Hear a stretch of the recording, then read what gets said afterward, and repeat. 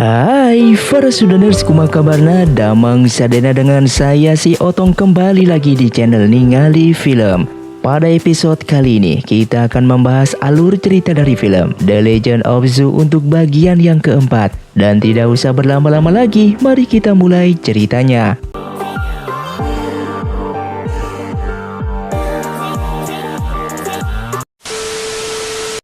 Film pun dilanjutkan dengan Guru Miawi dan Ding Dali akhirnya dihukum atas perbuatan mereka. Dan Guru Miawi bersedia menerima hukuman tersebut dikarenakan kecerobohannya lah yang telah membawa Yu'er masuk ke dalam perguruan Gunung Zu.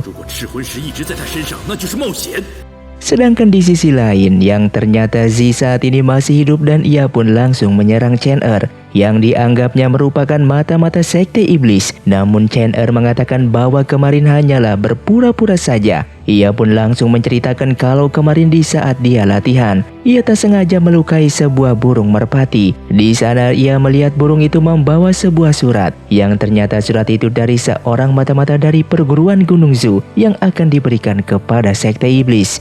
Dikarenakan penasaran, Chen-Er mencoba menyelidiki siapakah mata-mata tersebut. Namun hingga sampai sekarang, ia belum menemukan orangnya. Maka dari itu ia sengaja berpura-pura sebagai mata-mata sekte iblis di depan Ma Wei, supaya saat itu ia bisa menyelamatkan Zi.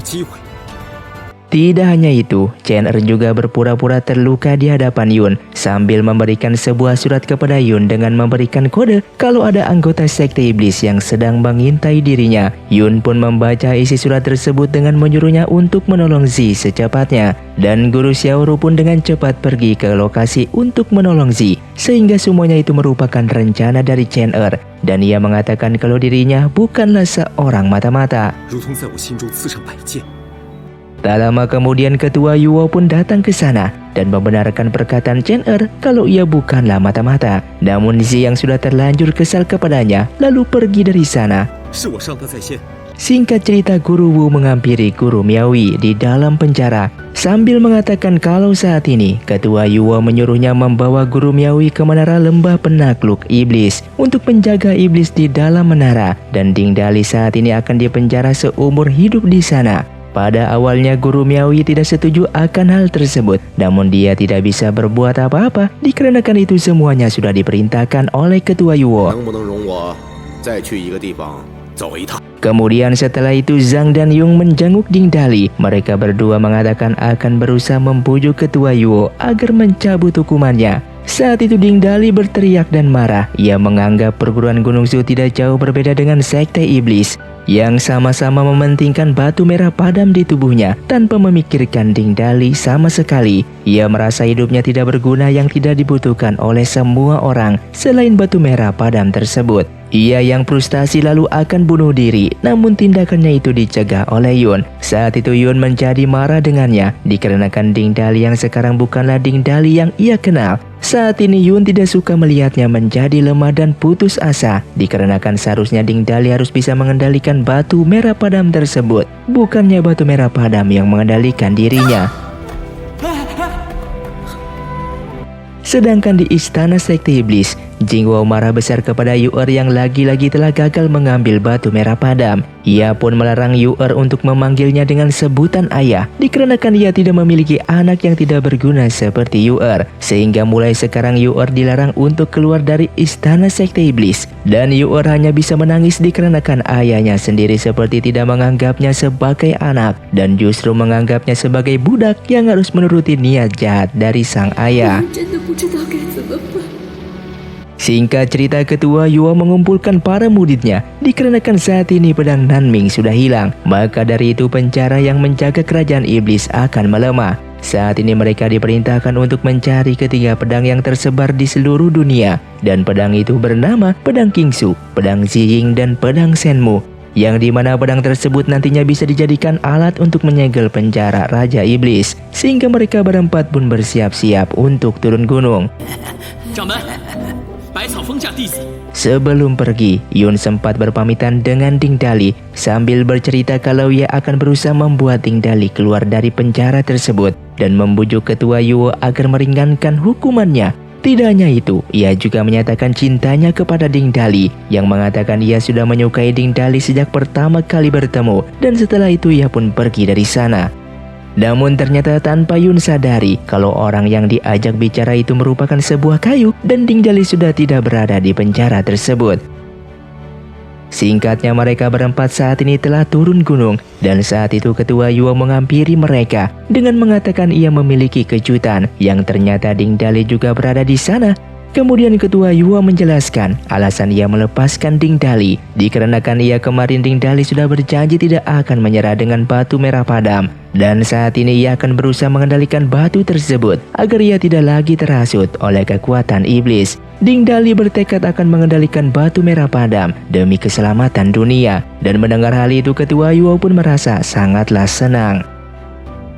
Di saat itu Yun merasa malu dikarenakan sebelumnya ia sempat menyatakan perasaannya kepada Ding Dali. Namun Ding Dali mengatakan ia sudah tidak berada di penjara sejak kemarin, dan apa Yun lihat itu bukanlah dirinya melainkan sebuah kayu. Mendengar hal tersebut Yun merasa lega dikarenakan Ding Dali tidak mengetahui isi hatinya.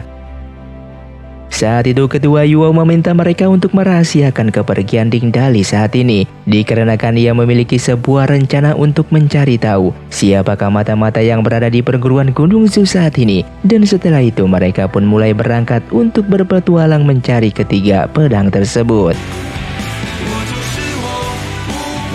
Di sisi lain, Lu Cheng memberikan sebuah surat dari mata-matanya yang berada di Gunung Zu. Isi surat itu mengatakan kalau Ketua Yuo akan mengirimkan Ding Dali ke Kutub Utara dan dipenjara di sana. Mengetahui hal tersebut, Jing Wo memerintahkan Ma Wei untuk menyergap mereka yang membawa Ding Dali nantinya. Singkat cerita, saat ini mereka telah tiba di desa Yusui, desa tempat tinggal Zhang saat dulu. Di sana Zhang mengenal banyak orang dan orang-orang di sana juga mengenal dirinya.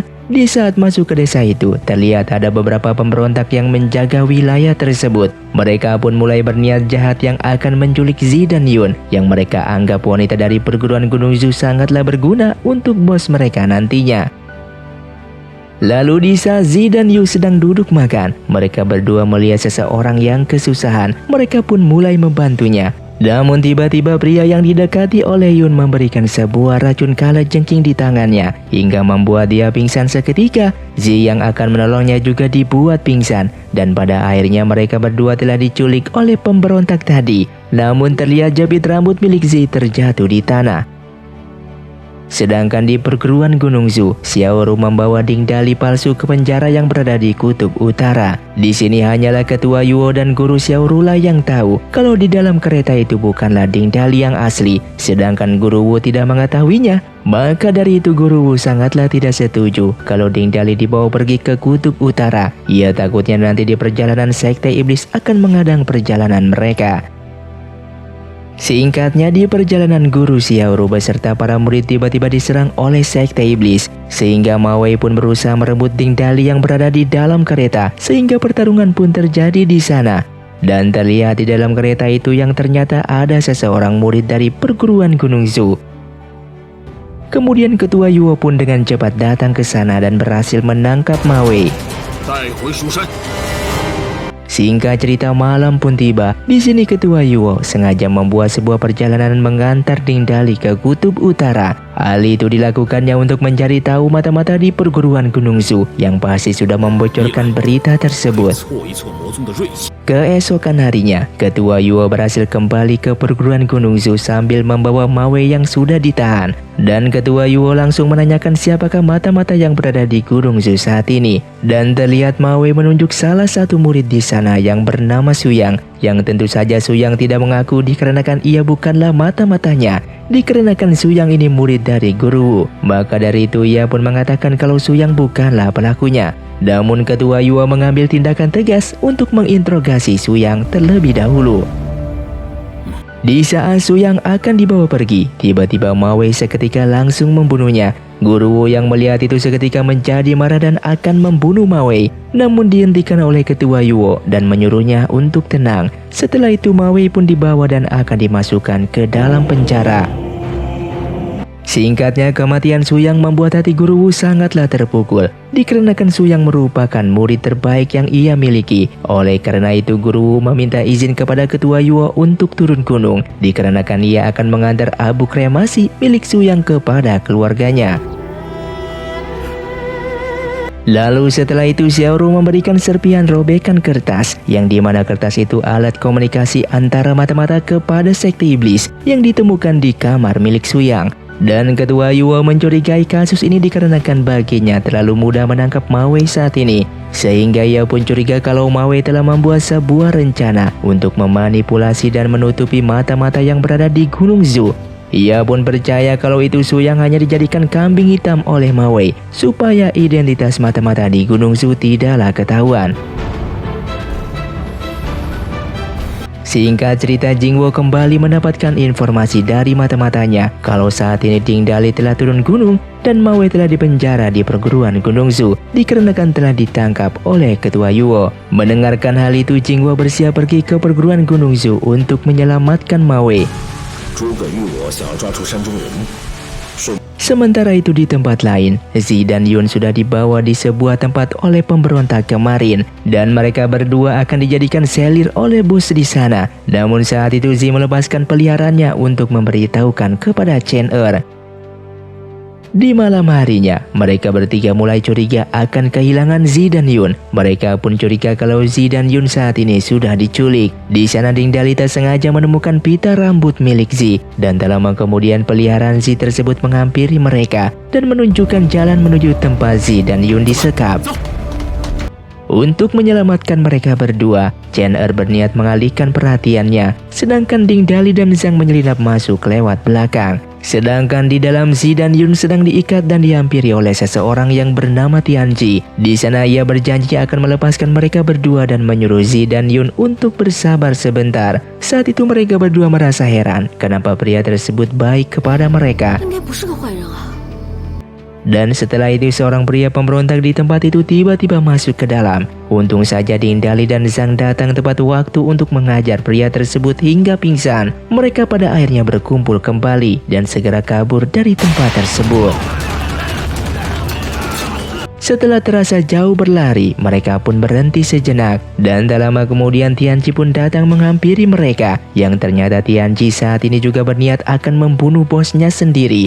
Yang dimana di saat dulu Tianji akan menikah. Namun calon istrinya telah diculik dan akan diserahkan kepada seseorang yang bernama Yuan Long.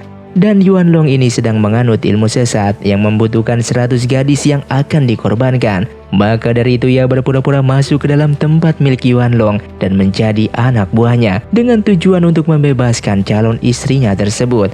Dan saat ini Tianji memohon kepada mereka untuk membantunya menyelamatkan calon istrinya itu. Di sisi lain, Xiaoru melihat sebuah kotak yang berisikan isi surat milik Jingwo dan Suyin yang tertulis sebuah puisi di kertas tersebut. Tak lama kemudian Jingwo telah berada di sana dan saat ini ia berhasil masuk ke dalam perguruan Gunung Zhu. Di sana Jingwo akan mengambil surat dan puisi tersebut dan Jingwo tanpa basa-basi langsung menyerangnya. Setelah itu Jingwo merusak penjara di sana yang berhasil menyelamatkan Ma Wei. Ma Wei pun merasa senang melihat Jingwo yang mau menyelamatkannya. Singkat cerita, Jingwo yang telah kembali ke sekte iblis mulai melihat dan membaca isi puisi tersebut yang ia buat bersama Suyin. Tidak hanya itu, ia juga melihat kenangan masa lalunya menggunakan batu pengingat. Hingga saat ini ia masih sayang kepada Suyin dan selalu memikirkannya. Namun saat ini Jingwo masih belum mengetahui kalau Suyin sebenarnya masih hidup. Di lembah penjahat, Yuan Long yang merupakan pemimpin di sana mencari keberadaan Tianji. Namun tak lama kemudian Tianji pun datang ke sana sambil membawa Zi dan Yun yang telah ia ikat. Yang ternyata saat itu Zhang telah menyamar menjadi Zi dan berpura-pura menjadi seorang wanita. Yuan Long merasa bangga dengannya dikarenakan telah berhasil membawa dua wanita saat ini untuk dikorbankan. Di saat malam, anak buah Yuanlong mengatakan ia mencurigai Tianji yang berusaha menipunya. Dan ternyata Yuanlong telah tahu kalau salah satu wanita itu merupakan Zhang yang menyamar menjadi wanita dan mencoba mengelabuinya. Ia mengenal Zhang dikarenakan Zhang merupakan asli penduduk desa di sana dan ia tahu Zhang merupakan seorang pengganggu. Keesokan harinya seluruh wanita pun dikumpulkan, sedangkan Zhang diikat di sana. Yuanlong telah menyadari kalau wanita itu merupakan Zhang, dan ia pun dengan cepat membakar tempat itu dan akan membunuhnya. Namun Yun dengan cepat menyerang Yuanlong, sedangkan Tianji membunuh anak buah Yuanlong. Sehingga wanita yang menjadi tawanan akhirnya dilepaskan agar bisa kabur dari sana. Singkatnya Yuanlong pun berhasil mereka kalahkan. Setelah memakan batu tersebut ia pun pergi dari sana. Aksi kejar-kejaran pun tak dapat terelakkan. Namun hasilnya mereka gagal menangkap Yuanlong dan kehilangan jejaknya. Singkat cerita, esok hari pun tiba. Mereka semua pun makan bersama. Tianji beserta calon istrinya mengucapkan terima kasih dikarenakan sudah mau membantunya dan membantu melepaskan semua wanita yang kemarin disekap. Sedangkan di sisi lain, Yuanlong mengeluarkan kembali batu ajaib tersebut dari tubuhnya yang dahulu dia tak sengaja menemukan sebuah batu yang menyala di atas makam seseorang, dan batu tersebut bernama batu bintang merah ajaib. Siapapun yang memiliki batu itu akan hidup abadi dan menjadi kuat. Namun saat ini ia telah dirasuki oleh kekuatan batu tersebut dan menjadi gila. Saat itu batu merah padam milik Ding Dali tiba-tiba menyala, yang ternyata itu ulahnya Yuanlong yang saat ini telah berubah menjadi monster batu raksasa. Mereka pun diserang oleh Yuanlong dengan batu-batu tersebut dan mulai menyerang Ding Dali, sehingga mereka berdua pun bertarung satu sama lain dan tak sengaja terlempar ke jurang jatuh ke dalam sungai. Di dalam pertarungan tersebut, saat itu Ding Dali berhasil menusuk Yuanlong. Lalu Yuanlong yang sekarat mengatakan kalau suatu saat nanti Ding Dali akan terpengaruh oleh batu merah padam di tubuhnya dan berubah menjadi iblis. Seketika Ding Dali menjadi pingsan dan ia pun tenggelam ke dasar sungai. Singkatnya di saat itu Ding Dali berhasil ditemukan oleh mereka dan Zhang pun merasakan denyut nadinya. Namun denyut nadinya saat ini sudah tidak ada lagi. Yun pun merasa panik dan mencoba memberikan napas buatan kepadanya yang membuat Ding Dali pun tersadar kembali, sehingga Yun pun merasa senang melihatnya. Saat itu Ding Dali memberikan jiwa Yuanlong yang telah mati dan jiwa tersebut dimasukkan ke dalam sebuah botol. Singkat cerita, di saat malam, Tianji dan calon istrinya mulai melanjutkan pernikahannya. Setelah menikah, seluruh penduduk yang sebelumnya diperbudak oleh Yuanlong saat ini merayakan sebuah pesta atas menghilangnya Yuanlong saat ini. Keesokan harinya terlihat Jingwo menghampiri makam yang sebelumnya Yuanlong menemukan batu merah ajaib di sana. Lalu di sana Jingwo mengambil sebuah pedangnya menancap di makam tersebut, yang ternyata pedang itu merupakan pedang peminum darah yang sedang dicari oleh Ding Dali saat ini. Setelah itu ia pun pergi ke tepi sungai tempat Ding Dali dan Yuanlong bertarung kemarin. Dan saat itu ia pun mulai menarik batu merah ajaib. Terlihat batu itu pun keluar dan menjadi satu dengan pedang tersebut. Sedangkan di perguruan Gunung Zu, saat itu Guru Bai memberikan informasi kalau Suin saat ini telah berada di suatu tempat untuk mengobati warga desa. Mendengar informasi itu, Ketua Yuo berniat untuk menemuinya, namun ia merasa malu dan bersalah dikarenakan peristiwa saat dulu. Namun saat ini ia tetap ingin bertemu untuk menebus dosa-dosanya selama ini kepada Suin. Setelah itu Ketua Yuo menghampiri penjara dan ia mengira Mawei berada di sana. Setelah ia lihat ternyata itu bukanlah Mawei melainkan Xiaoru. Singkatnya Xiaoru menceritakan kalau Mawei telah diselamatkan oleh Jingwo yang kemarin malam datang ke perguruan Gunung Zu dan berhasil mengalahkannya. Ketua Yuo tak menyangka kalau Jingwo seberani itu datang ke perguruan Gunung Zu. Dikarenakan mata-mata sekte iblis belum ditemukan, ia pun akan lebih berhati-hati dalam menangkap orang yang menjadi mata-mata tersebut. Tak lama kemudian hewan peliharaan milik Zi pun datang ke sana dengan membawa sebuah surat dan mengabari kondisi mereka saat ini kepada sang guru dan sang ketua. Di waktu bersamaan Yor pun masih merasa sedih dan terus saja memikirkan Ding Dali. Ia pun teringat kenangan yang telah mereka buat bersama dan ia merindukan masa-masa tersebut. Ia pun hanya bisa menangis dan tidak bisa berbuat apa-apa. Setelah itu Yor pun memberanikan diri untuk melawan ayahnya dengan mengatakan ia tak mau menuruti perintah ayahnya lagi untuk membunuh Ding Dali dan mengambil batu merah padam tersebut. Baginya ia merasa kasihan dengan Ding Dali dikarenakan hidup Ding Dali pasti sangatlah hancur dikarenakan selalu diincar oleh Jingwo dan Sekte Iblis. Tentu saja pernyataan Yor membuat Jingwo merasa marah. Di saat itu juga boneka kayu pemberian Ding Dali jatuh di sana dan di saat dia akan mengambilnya, Jingwo langsung merebutnya dan dari sinilah Jingwo mengetahui kalau Yor menyukai Ding Dali sehingga amarahnya pun mulai meluap dan seketika boneka kayu tersebut ia hancurkan. Dan film pun bersambung. Terima kasih untuk kalian yang sudah menonton video ini sampai habis. Sampai jumpa di video selanjutnya. Saya pamit urang dari ningali film. Si Otong undur diri dan salam Sudaners.